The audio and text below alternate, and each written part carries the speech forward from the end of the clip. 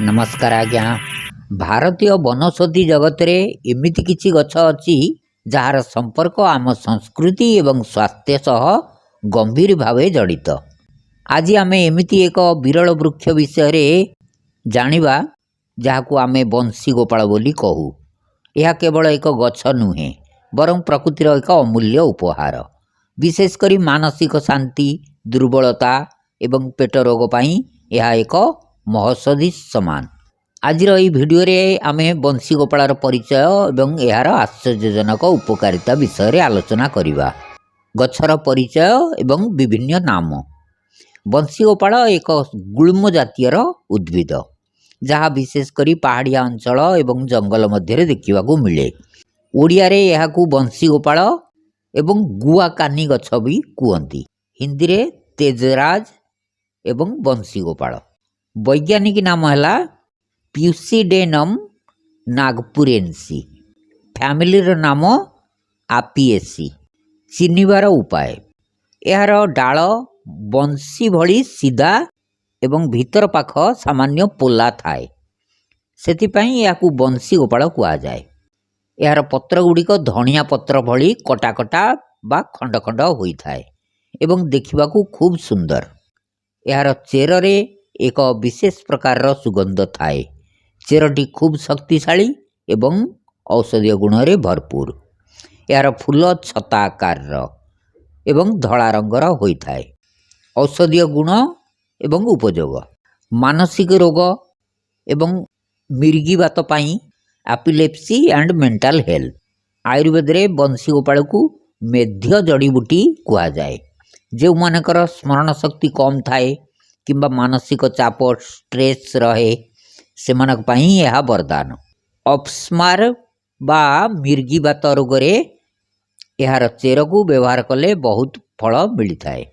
बंशी गोपाल विषय रे शास्त्रीय प्रमाण स्वरूप यार गुण वर्णना करुथिबा एक प्रामाणिक श्लोक। बंशी गोपालक शीत कटु तिक्तो रसे मत अपस्मार हरो मेध्य पाचनो बलवर्धन। यार अर्थ है बंशी गोपाल रसरे कटु रागुआ लगे एवं तिक्त। यह प्रकृति रे शीतल जहाँ शरीरर अत्यधिक पीत एवं गरम को शांत करिथाए। अपस्मार हर यह मिर्गीबात बा अपस्मार रोग पाई एक श्रेष्ठ औषध। यह मस्तिष्कर स्नायुगुड़ी को सुस्थ रखी बात व्याधि मुक्ति देइथाए। मेध्य ब्रेन बूस्टर यही गछ मस्तिष्कर शक्ति वृद्धि करे।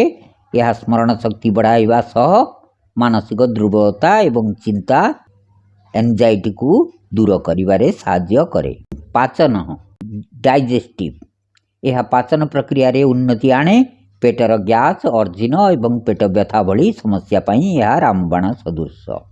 बलवर्धन स्ट्रेंथ प्रोवाइडर यह शरीरर ओज इम्यूनिटी एवं शक्ति वृद्धि करे।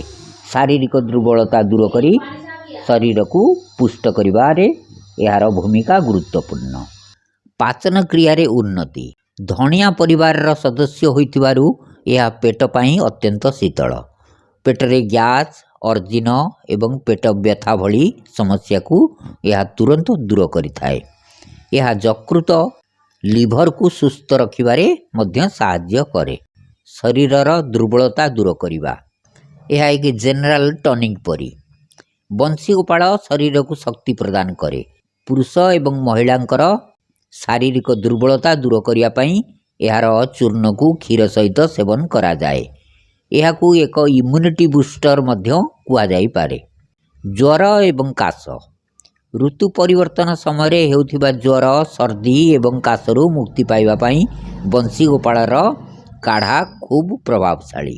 यह शरीरर तापमात्रा को नियंत्रण करिबारे साहाय्य करे। विषनाशक गुण केतेक जंगली अंचल रे विषाक्त कीट पतंग कामुड़िले बंशी गोपालर पेस्ट को लगा जाए जहाँ विषर प्रभाव को कम करिबारे साहाय्य करिथाए। व्यवहार विधि बंशी गोपालर सुखिला चेर को गुंड करी रखंतु। प्रतिदिन सकाळ एवं संध्यारे 1 ग्राम चूर्ण को उषुम पानी बा क्षीर सहित नियंतु।